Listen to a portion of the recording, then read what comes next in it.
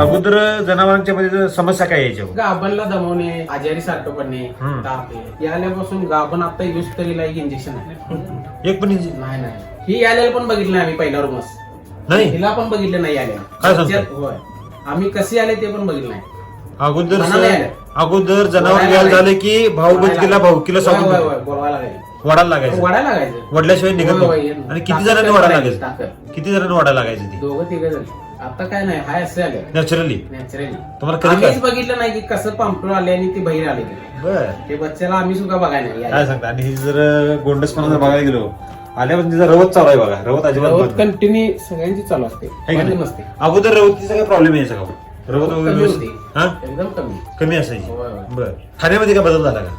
खाण्यामध्ये म्हणजे काही पण घाला राखत नाही. वाळं घाला, वल्ल घाला. वल्ल घाला. हा आणि अगोदर एखाद्या वेळी आता वल्ल नसलं तर वाळ्यावर चालणार. चालतंय, दिवसभर काढते. दुधाची कंटेंट काय कमी होणार नाही. म्हणजे वाळं दिला पण दूध कमी येते असं नाही. तेवढंच.